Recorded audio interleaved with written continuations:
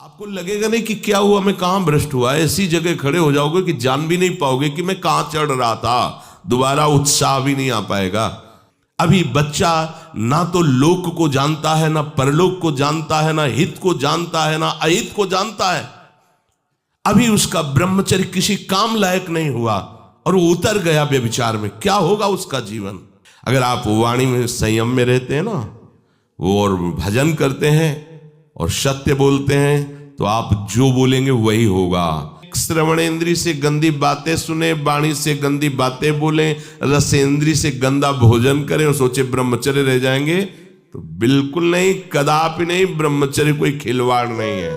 अब जो इस मार्ग पर, अध्यात्म मार्ग पर, आनंद मार्ग पर चलना चाहते हैं, तो उनको एक इंद्रिय के संयम के लिए पांचों इंद्रियों पर संयम करना होगा, ज्ञान इंद्रियों पर। एक बात सुधारने के लिए ब्रह्मचर्य का रक्षा तभी वो उपासक कर सकता है जब सर्वतोभावेन ब्रह्मचर्य होगा। एक जनेन्द्रीय के ही ब्रह्मचर्य की पुष्टता का जब आप लक्ष्य कर लोगे, तो उसकी पुष्टता के लिए आपको सर्वतोभावेन ब्रह्मचर्य धारण करना पड़ेगा।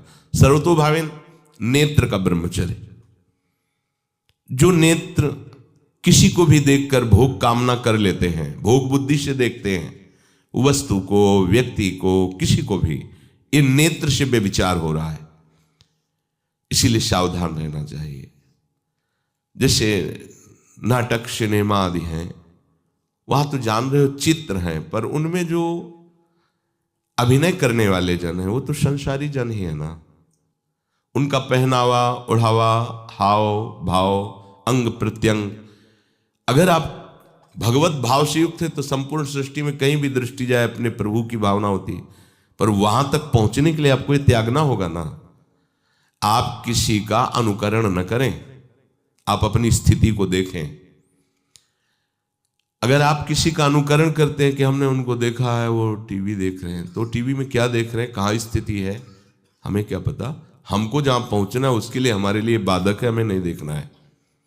अगर आप माना कि कोई नाटक ही देख रहे हैं, कोई ऐसे सीरियल ही देख रहे हैं, पर उसमें अभिनय करने वाले तो संसारी भोगी पुरुष ही है ना। आप कोई त्यागी जितेंद्री महात्मा को थोड़ी देख रहे हैं। तो उस देखने में तन्मयता आती है। जिसको हम देखते हैं उस पर हम आसक्त होते हैं, तभी तो उसका सुख दुख अनुभव होता है। देखो, कोई ऐसी रोने वाली सीन आए तो रोना आ जाएगा, हंसने वाली आ जाए तो हंसना आ जाएगा, ऐसे तो उसका प्रभाव हम पर पड़ रहा है ना। तो हम किसी के अभिनय करने वाले के अंग प्रत्यंग को देख रहे हैं और वो कामुक होकर कोई काम चेष्टा कर रहा है या कोई ऐसा, वो सारा का सारा मन कवर कर रहा है आपका। और एकांत होते ही फिर जो मन अपना मनमानी करवाएगा, आप नहीं सह पाएंगे। इसलिए नेत्र का ब्रह्मचर्य सबसे पहले शुरू कीजिए। आपको वो चीज नहीं देखनी, वो बात नहीं पढ़नी, वो दृश्य नहीं। श्रीमद् भागवत में वर्णन है, कोई पशु पक्षी भी मैथुन कर रहा हो, अचानक दृष्टि गई तो मानसिक प्रणाम करके दोबारा दृष्टि नहीं जानी चाहिए। इसीलिए लिखा है कि आप एक धनुष भूमि को देखकर, एक धनुष, इसमें किसी की हानि नहीं होगी, आपकी भी हानि नहीं होगी। आप एक धनुष भूमि देख करके ही चलिए। मतलब बहुत लंबी दूरी देखने की जरूरत नहीं है, बहुत दृष्टि उठा करके इधर उधर गर्दन हिलाने की जरूरत नहीं है। और जैसे कि कोई टक्कर मार सकता है, तो देखो जिनको प्रारब्धानुसार टक्कर लगनी होती है ना, वो चाहे जितनी सावधानी से चलो, वो प्रारब्ध आकर के दंड देता है। अन्यथा सीम की चाप सके को तासु, बड़ रखवार रमापति जासु। आप जा रहे हो भगवत चिंतन करते हुए, तो प्रभु का नाम आपका पहरेदार अंग रक्षक है, कोई बाल भी बांका नहीं कर सकता। आपका प्रारब्ध यदि आया है, प्रभु से पास हो गया है कि आपको ये दंड मिलना चाहिए, फिर मिलेगा। आप निश्चिंत रहिए, निर्भय रहिए। प्रभु का जो विधान है वो मंगल करने वाला है। देखो, इतने बड़े महापुरुष पूज्य श्री राधा बाबा, श्री आद्याशक्ति भगवती की प्रसन्नता की आराधना कर रहे हैं, क्योंकि श्री कृष्ण हमारे पति हों, इस सिद्धांत की पुष्टता के लिए। और पैर फिसल जाता है, स्नान करने जाते हैं, खड़ाऊं पहने हुए थे और अंग टूट जाता है, दवा नहीं लेते, बांस की खिपचाल बांधकर पुनः अनुष्ठान में बैठते हैं, बलिहारी ऐसी सामर्थ्य की, ये भागवतिक प्रारब्ध ऐसे महापुरुषों को भी दंड दे देता है। देखो ना, ऐसे महापुरुष जो ऐसी ऊंचाई पर पहुंचे हैं और इतने भागवत भजन में नियम निष्ठ हैं, उनको भी प्रारब्ध दंड दे रहा है शरीर को। तो अपने को इससे निश्चिंत हो जाना है। जो होना है उसे रोक नहीं सकते, जो नहीं होना उसे कोई कर नहीं सकता। अपने आराध्य देव के चिंतन में ज्यादा नेत्रों को इधर उधर दौड़ाने की जरूरत नहीं है। नेत्र का ब्रह्मचर्य, फिर वाणी का ब्रह्मचर्य, बहुत बड़ा प्रभाव पड़ता है इससे। यदि आप जबान से अश्लील बातें, गंदी बातें, कामुक बातें करेंगे तो आप ब्रह्मचर्य रह ही नहीं सकते। अगर आप वाणी से परस्पर शरीर आकर्षण वाली बातें करेंगे, बट उसको देखा तुमने क्या, बस आप गए। चाहे वो स्त्री शरीरधारी साधक हो या पुरुष शरीरधारी, परस्पर आकर्षण संबंधी यदि वाणी खुली आपकी, तो वाणी के व्यभिचार से आपका जनेंद्री का व्यभिचार प्रारंभ हो जाएगा। आप रोक नहीं सकते, नहीं रोक सकते। इसलिए वाणी से भी कोई ऐसी वार्ता ना कीजिए जिससे आपके अंदर काम वेदना बढ़े। श्रवणेंद्री का, कान से गंदी बातें, व्यभिचार की बातें, कामुक बातें सुनना जिससे हमारे हृदय में कामना जग जाए, बिल्कुल नहीं। भले वो किसी को लेकर टीका टिप्पणी की जा रही हो, देखो वो साधक है, उसको हमने देखा वहां ऐसे देख रहा था, वैसे कर रहा था, वो तो आपको समझ में आ रहा है कि किसी साधक की बात कर रहे हैं, वो तुम्हारे नाश के लिए उपाय कर रहे हैं जो आपको ऐसी बात बता रहे हैं। क्यों? क्योंकि आप भी तो साधक हैं। श्रवणेंद्री का व्यभिचार हो रहा है।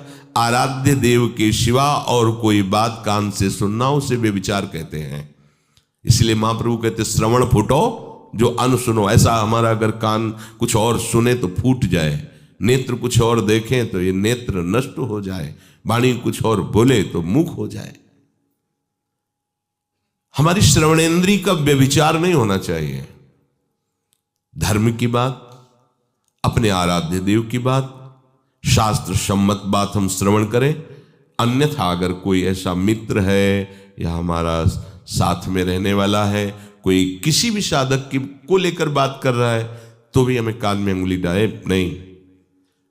हम कोई ईश्वर थोड़ी कि हम किसी को संभाल लेंगे, हम अपने को नहीं संभाल पा रहे। हमारे सामने किसी की बात मत करो, ऐसी करना है तो प्रभु की चर्चा करो, अन्यथा मत करो।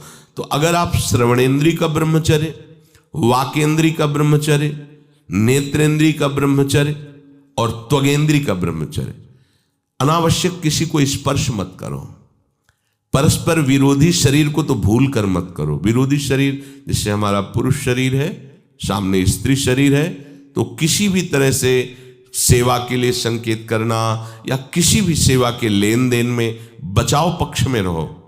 यहां रख दीजिए सामान, फिर आप उठा लीजिए। सीधे हाथ में सामान लेना नहीं, सीधे हाथ में सामान देना नहीं, जमीन में रख दीजिए। बहुत पवित्र है तो आप कुर्सी पे जो भी आसन उसका हाथ में लेने का नहीं।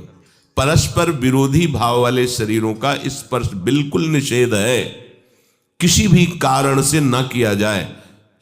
मान लीजिएगा ये बहुत मतलब आवश्यक है, यदि आप इसमें चूक कर गए तो धीरे धीरे आप फिसल के वहीं खड़े हो जाएंगे जहां से चढ़ना मुश्किल है।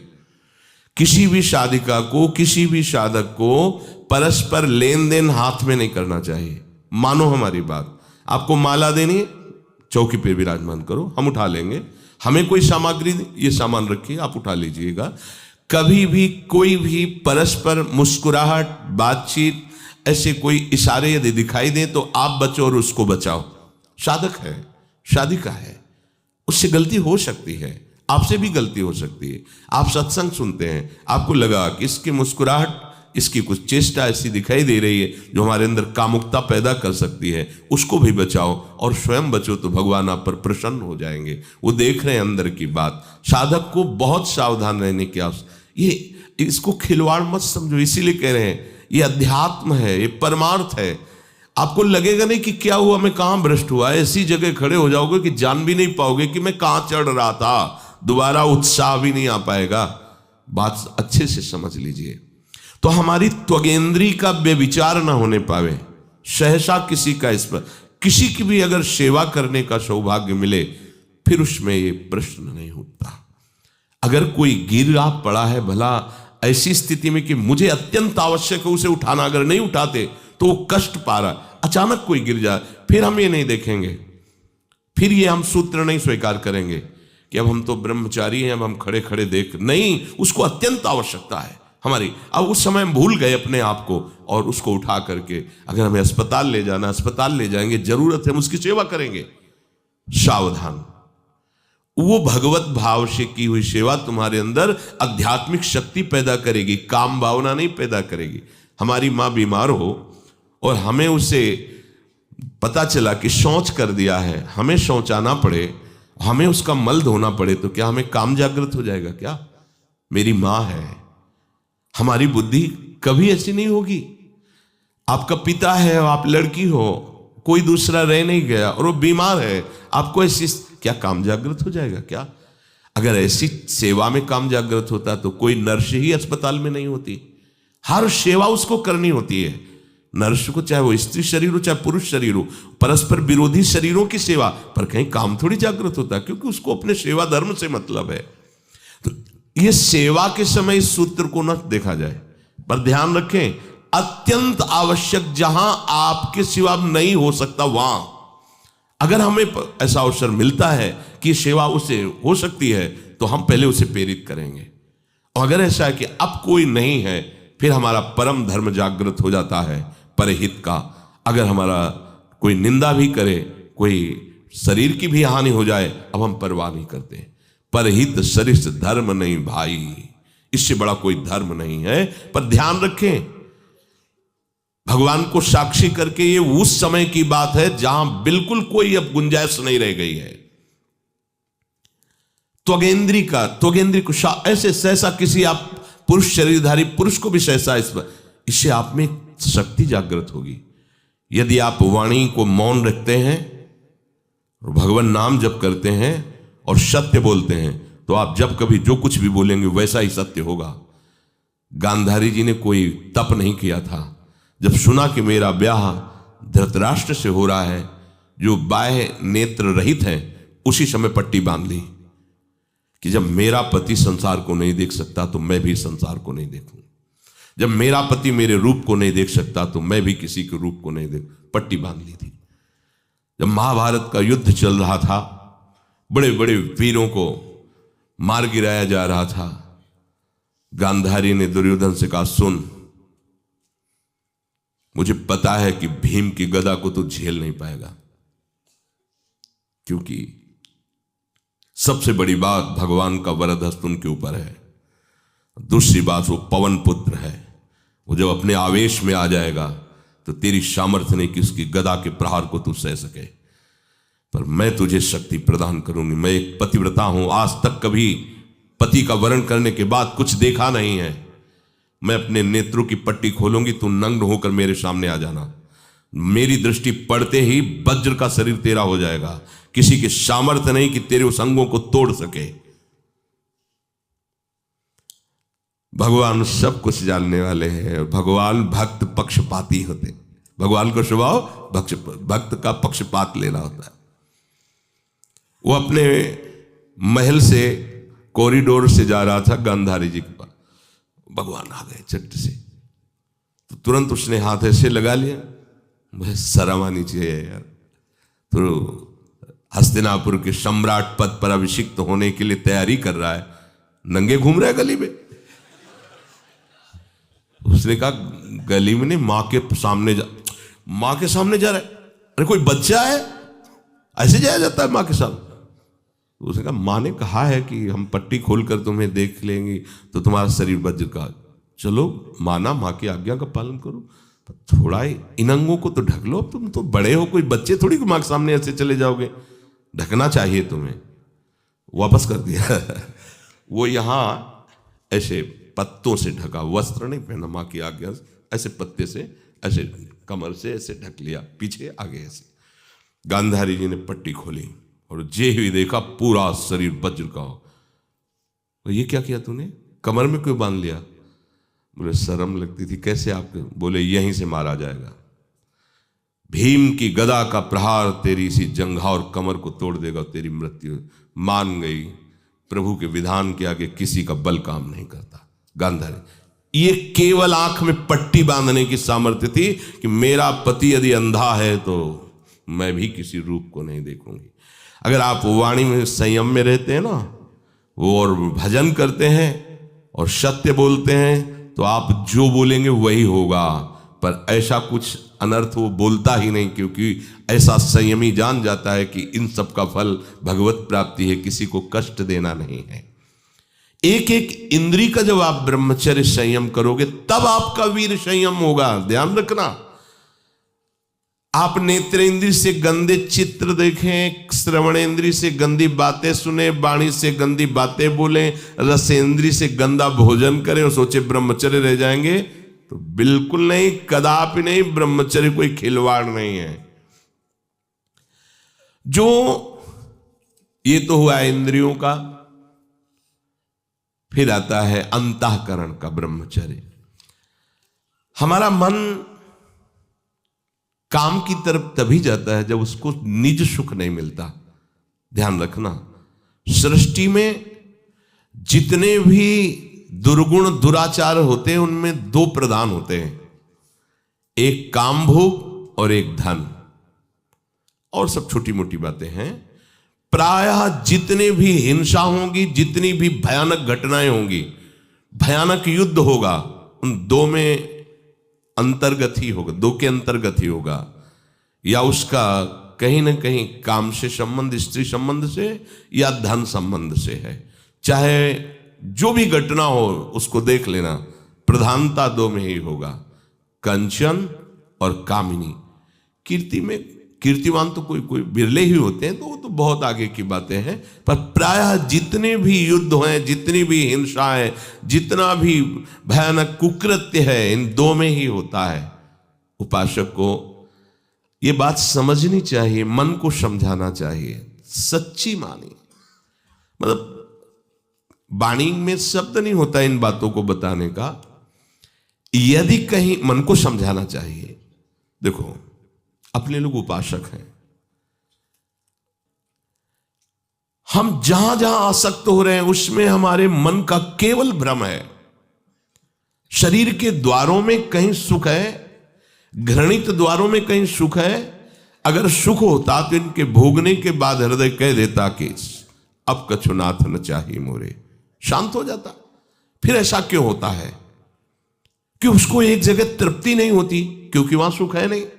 फिर सोचता है शायद उसमें हो, उसमें हो, उसमें हो। पूरे के पूरे युग के युग व्यतीत हो गए, कल्प के कल्प व्यतीत हो गए भोगते हुए, क्या सुख मिला? क्या स्त्री शरीर सोचता है पुरुष शरीर में सुख है, पुरुष शरीर सोचता है स्त्री शरीर में सुख है, या आदि आदि।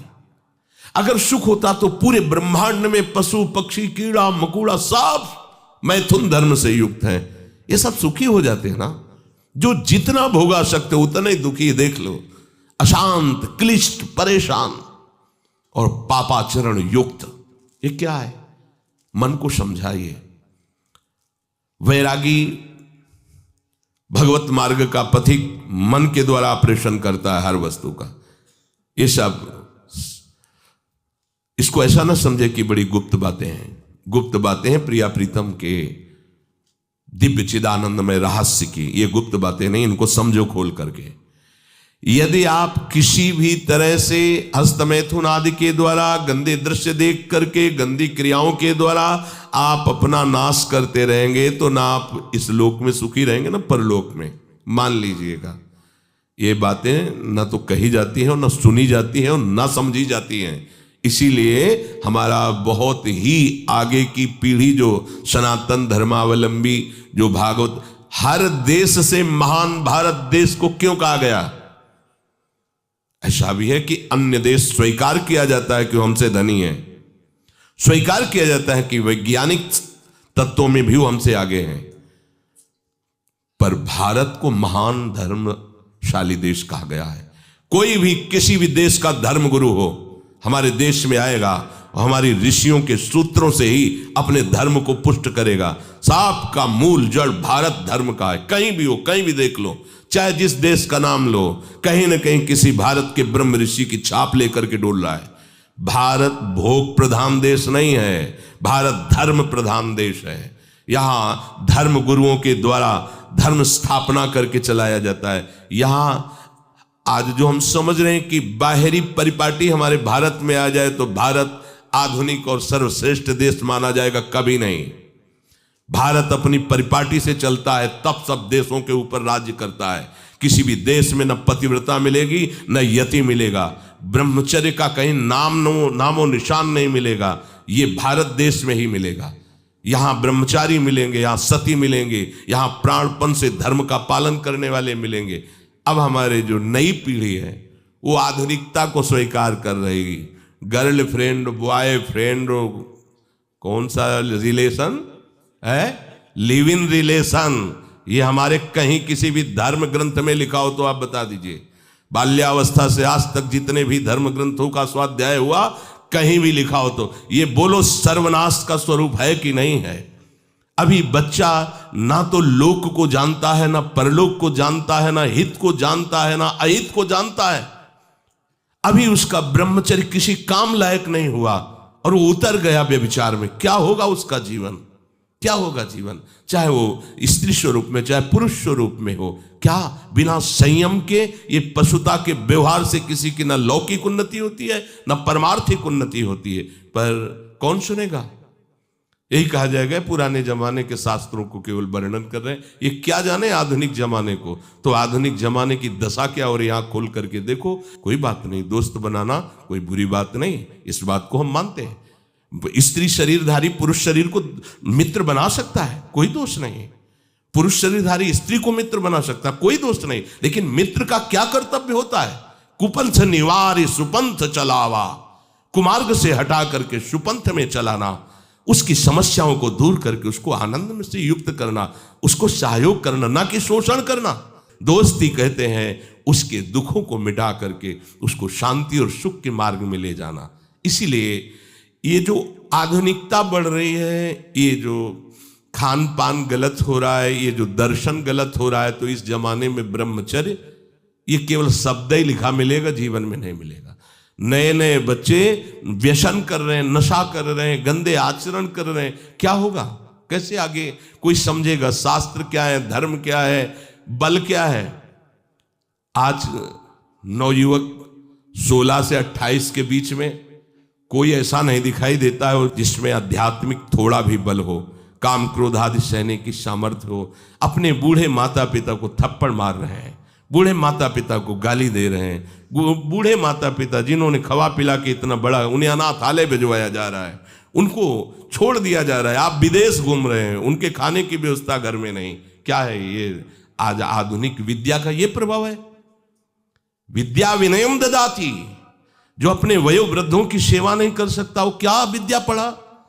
जो दूसरों की रक्षा नहीं कर सकता क्या विद्या पढ़ा? क्या विद्या का यही स्वरूप है दूसरे का शोषण करना? क्या विद्या का यही स्वरूप है कि शराब पीना, ड्रग्स का ये नशा करना? ये क्या विद्या सिखाती है? वो कहा जाता है आज तो आधुनिक विद्या बढ़ रही। मुझे लगता है संयम में रहना ही विद्या का वास्तविक स्वरूप है। अपनी इंद्रियों को संयम में रखना, अपने को संयम में रखना, बुजुर्गों का, गुरुजनों का, शास्त्र का, भगवान का भय रखना हृदय में। ऐसा नहीं, आप तभी निर्भय हो पाओगे यदि शास्त्र का भय नहीं, भगवान का भय नहीं, धर्म का भय नहीं, तो फिर आप वहां पहुंच जाओगे जहां भय ही भय।